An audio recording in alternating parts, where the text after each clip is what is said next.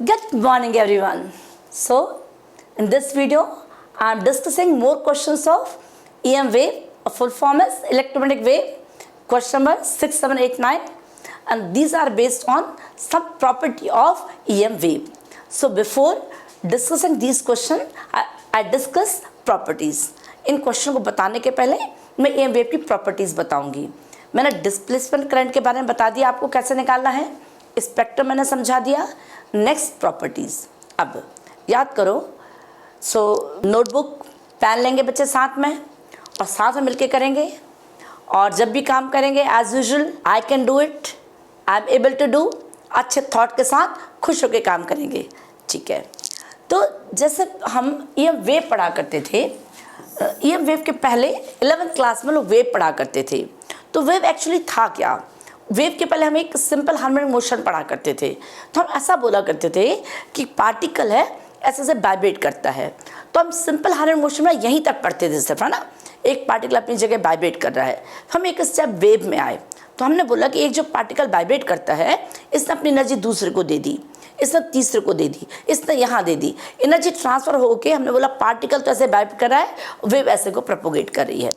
उस समय हम पार्टिकल का जो डिस्प्लेसमेंट लिखा करते थे वो हम लोग लिखा करते थे y is equal to R sine omega T minus K x.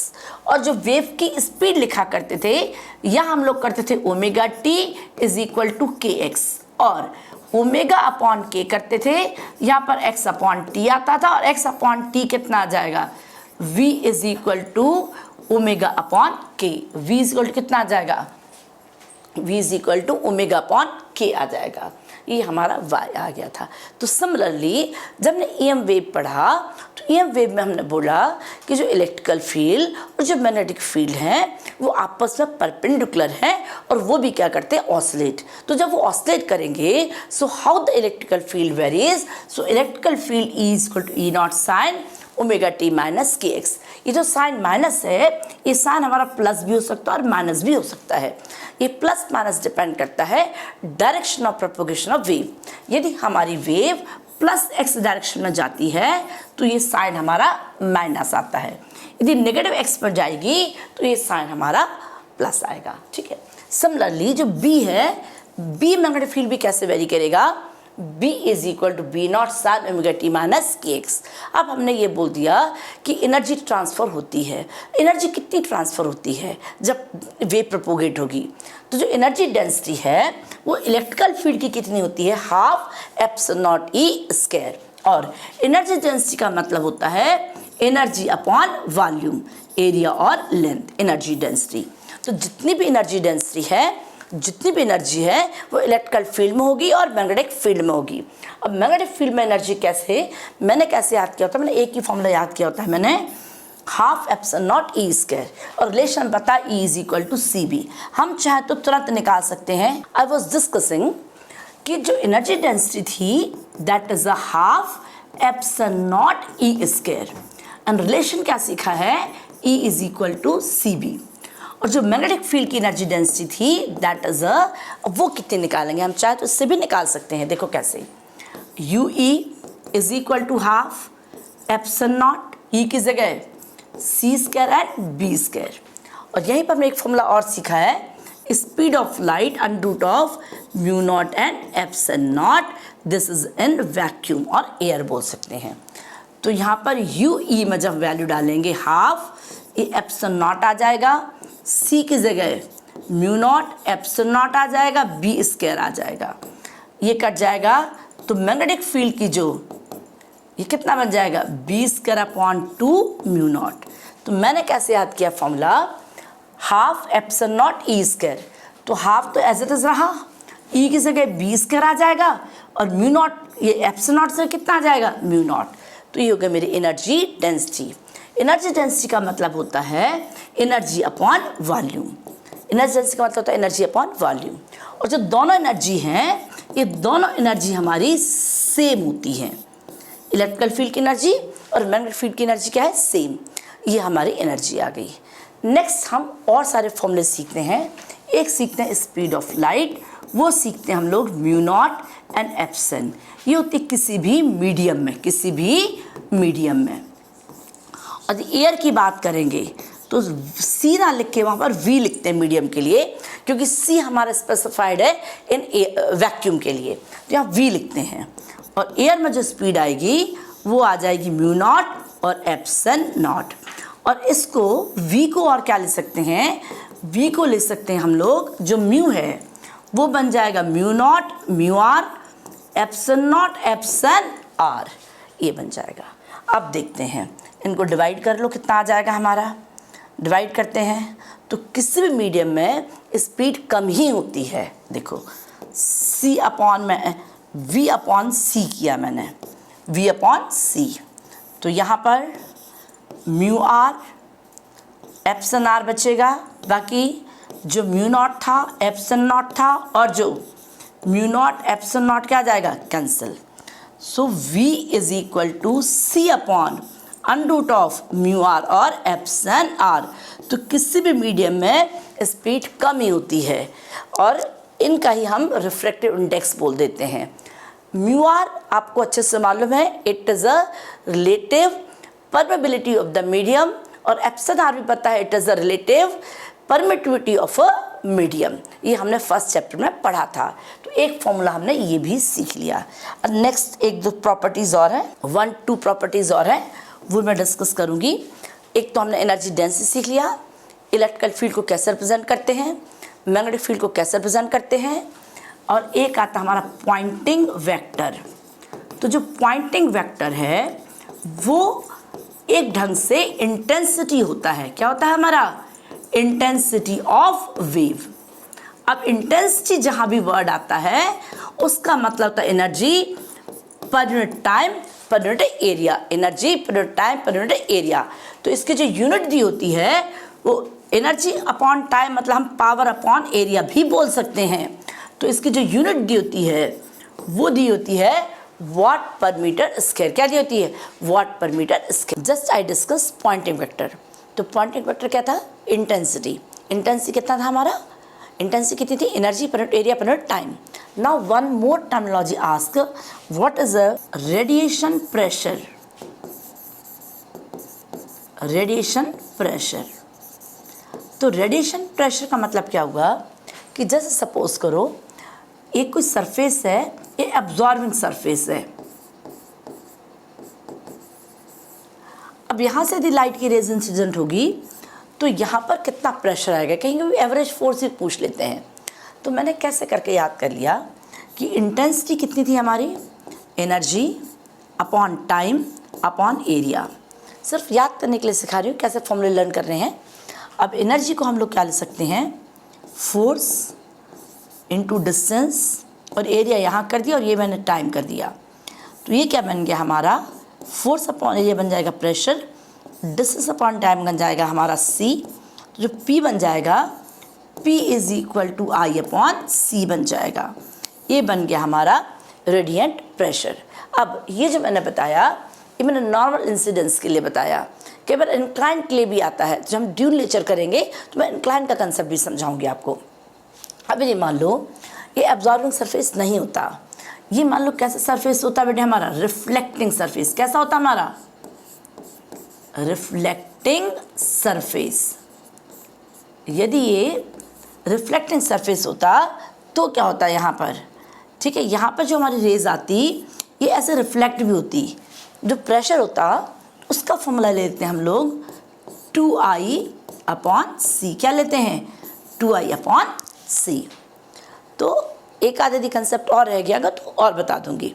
कई बार एवरेज फोर्स भी पूछ लेते हैं, तो एवरेज फोर्स कैसे निकाल लेंगे, प्रेशर दे दिया तो प्रेशर कितना था, force upon area I upon C. तो फोर्स कितना आ जाएगा हमारा, I अपॉन सी और A। यहाँ पर भी ऐसे ही आ जाएगा, है ना। यदि फोर्स पूछ लेंगे तो कितना आ जाएगा हमारा 2IA और अपॉन कितना आ जाएगा C। और यदि कोई प्रॉपर्टी रह गई होगी तो मैं क्वेश्चन के साथ ही उसको इलेबोरेट कर दूंगी। अब क्वेश्चंस पढ़ते हैं। The question as a charge particle oscillate about mean equilibrium position with the frequency of 10⁻⁹ hertz. Maximum books में न्यू ही दिया है बेटे। What is the frequency of electromagnetic wave produce by the oscillator. Charged particle oscillate about its mean position with जिस frequency से oscillate करेगा वही frequency हमारी इलेक्ट्रोमैग्नेटिक वेव की होगी, क्योंकि पार्टिकल तो क्या कर रहा है, ऑसिलेट ही कर रहा था ना इस पे भी। एक्चुअली है क्या ये, अभी क्या सीखा हमने कि पार्टिकल ऑसिलेट करते हैं, तो आंसर क्या आ जाएगा 10⁹ hertz only, 10⁹ hertz only. Question number 7, the amplitude of magnetic field part of harmonic electromagnetic wave and vacuum as, जो मैग्नेटिक फील्ड है वो कितना है, B0 is equal to 510 nano tesla. What is the amplitude of electrical field part of the EM wave. आपको relation मालूम है, yes अभी सीखा था हमने, E is equal to CB और E0 is equal to CB0, बस एक ही कैलकुलेशन है, E0 C 3 into 8 and B की जगह 510 नैनो मतलब 10⁻⁹ 8 तो बिल्कुल एज इट इज चला गया, -1 बच गया, एक 0 चला गया, एक ही मल्टीप्लाई है, 3 एंड 15। इलेक्ट्रिकल फील्ड है मतलब न्यूटन पर कूलम, फील्ड की यूनिट क्या थी, फोर्स अपॉन चार्ज, या फिर फील्ड कितना था V/dV/dr L, या फिर 153 वोल्ट पर मीटर, जैसे मर्जी दिया हो वैसे आप आंसर लिख सकते हैं, एक ही कैलकुलेशन थे। आपको लर्न क्या होना चाहिए, E is equal to CB, E is equal to CB। The next question is question number 8, करते हैं दोनों मिलके। Suppose the electrical field amplitude and electromagnetic wave of E0। अब जहाँ एम्पलीट्यूड वर्ड का मतलब क्या हुआ, एम्पलीट्यूड का वर्ड का मतलब हो गया इसकी मैक्सिमम वैल्यू, एम्पलीट्यूड वर्ड का मतलब क्या हो गया इसकी मैक्सिमम वैल्यू, ये आ जाएगा हमारा E0। तो E0 कितना दे दिया हमें 120 न्यूटन पर कूलम। फ्रिक्वेंसी न्यू है बेटा, F नहीं है ये, चाहे F से रिप्रेजेंट करो चाहे न्यू से रिप्रेजेंट करो, it is a 50 mega hertz. क्या पूछा है, डिटरमाइन B0, जल्दी से बताओ रिलेशन क्या था, E is equal to CB, E0 is equal to CB0, B0 is equal to E0 upon C। फटाफट सॉल्व कर देंगे, E0 कितना था हमारा 120 और C की जगह 3 इंटू 10⁸8, ये 40 आ गया, 40 इंटू 10⁻⁻8, एक 0 चला जाएगा, 4 इंटू 10⁻⁻7 टेस्ला। क्लियर। नेक्स्ट पूछा है K, फिर लैम्डा। मैं पहले लैम्डा निकाल लूँगी फिर K निकालेंगे, ठीक है। लैम्डा कितना हमारा, next formula C is equal to lambda F, और लैम्डा की जगह C अपॉन F। C कितना है 3 इंटू 10⁸8, जल्दी करेंगे, मेरे से पहले निकालेंगे आंसर। 50 मेगा मतलब 10⁶, तो 6 कितना आ जाएगा, एक 1 और 6 सिर्फ 10 ही बच गया, 30/5 मतलब 6 मीटर, 6 मीटर। K क्या होता था, जनरली हम Y को कैसे रिप्रेजेंट करते थे, R sin ω t minus KX। ये तो मैकेनिकल वेव थी जिसमें डिस्टेंस था। अब यहाँ पर हमने क्या बता दिया था, जो इलेक्ट्रिकल फील्ड कैसे वैरी करेगा, E is equal to E0 sine ω t minus KX, और K क्या कहलाता था, प्रोपगेशन कांस्टेंट। K की वैल्यू कितनी है हमारी 2π/λ। K की वैल्यू कितनी है हमारी 2π/λ। लैम्डा कितना आ जाएगा हमारा 6, 2π और ये 6, ये 3 आ जाएगा, 3.14 और 3 1.0 एंड 5। K की यूनिट क्या आ जाएगी, मीटर इनवर्स। K की यूनिट क्या आ जाएगी, मीटर इनवर्स। ये K आ गया। नेक्स्ट क्या पूछा है हमसे, BKA। हो सकता है ओमेगा भी पूछा हो हमसे, है ना, ओमेगा भी पूछा हो, क्योंकि ओमेगा के बिना होगा नहीं क्वेश्चन सॉल्व। ओमेगा कितना है 2 पाई अपॉन टी, और ओमेगा कितना आ जाएगा 2 पाई एफ। 1 अपॉन टी कितना था एफ, हमें फ्रिक्वेंसी मालूम है 50, तो ओमेगा कितना आ जाएगा हमारा 2 पाई, और एफ की जगह 50 मेगा मतलब 10⁻6, 100 पाई 10⁻6। ठीक है, अब क्या लिखा है next, find expression for E and B. तो मुझे जो एक्सप्रेशन लिखना है वो इस फॉर्म में लिखना है, तो इसके लिए मुझे सारी वैल्यूज़ पता होनी चाहिए। ई कितना है 120, ओमेगा कितना है हमारा 100 पाई 10⁻6। मैं यहाँ लिख दूँ तो ज़्यादा बेटर है, द रीज़न इज़ कि सारी वैल्यूज़ चली जाएंगी बेटे, फिर मैं रब करूँगी तो ई इज़ इक्वल टू आएगा हमारा, E is equal to E naught, E naught की जगह कितना आ जाएगा 120, ये आ जाएगा साइन, ओमेगा की जगह आ जाएगा हमारा 100 पाई 10⁻6 टी, और के की जगह आ जाएगा हमारा, हम पाई अपॉन 3 भी कर सकते थे यहाँ पर, है ना, pi upon 3x, pi upon 3x। Clear हुआ ये, got it. Next, similarly we can write the value of b। किस वाली लिख लेंगे, b की वैल्यू भी लिख लेंगे। तो b की वैल्यू कैसे आएगी, b is equal to B naught sine omega T minus K X. B naught कितना निकाला था हमने, b is equal to E naught upon C था साइन ओमेगा 100 पाई 10⁻6 टी था, k की वैल्यू π/3x थी। ये वैल्यू मुझे याद नहीं रही, मैंने तुरंत लिख दी 120, और c कितना था 10⁻8, तो 40, और कितना हो गया था हमारा ये -8 हो जाएगा, है ना। 4 इंटू 10⁻7 साइन 100 पाई, 100 की और पाई 10⁻8 कर सकते थे इसको, ना। 100 पाई की जगह पाई 10⁻8 टी माइनस π/3x।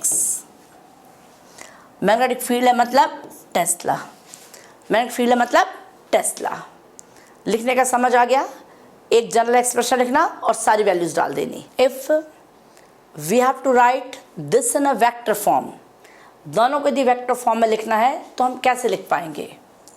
मैं नेक्स्ट पेज में लिखती हूँ, if E is equal to E naught sine omega T minus K x.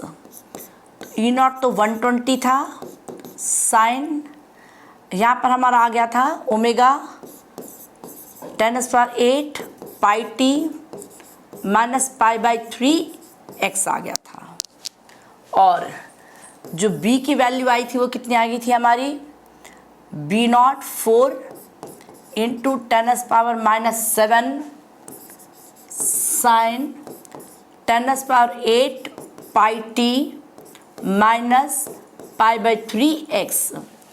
वैसे क्वेश्चंस में हमें डायरेक्शन दी नहीं है कि ये वेव कहाँ जा रही है, x डायरेक्शन में कि y या z, और पूछा क्या है हमसे इन वेक्टर फॉर्म।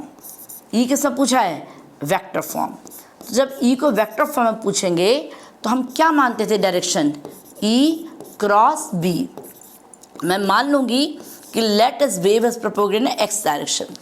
यदि वेव एक्स में जा रही है तो ई कितना आ जाएगा हमारा j, और ये कितना आ जाएगा हमारा vector b is equal to 4 into 10⁻7 sine 10⁻8 pi T minus π/3x के साथ आ जाएगा हमारा k कैप। साथ कितना आ जाएगा k कैप। अब क्या कंसेप्ट ले लिया, ये x है तो i कब आएगा, बोलो क्रॉस प्रोडक्ट में j cross k, i j k i, तो j cross k। This question is clear. Question number 9 is little bit longer, थोड़ा सा बड़ा है, so I discuss in the next video. फिर बहुत लंबी वीडियो हो जाएगी तो थोड़ा समझ में बच्चों को मज़ा नहीं आता है। So okay then, take care of yourself, do hard work as much as you can do, और खुश होकर काम करेंगे। ओके बच्चों, देन गुड लक।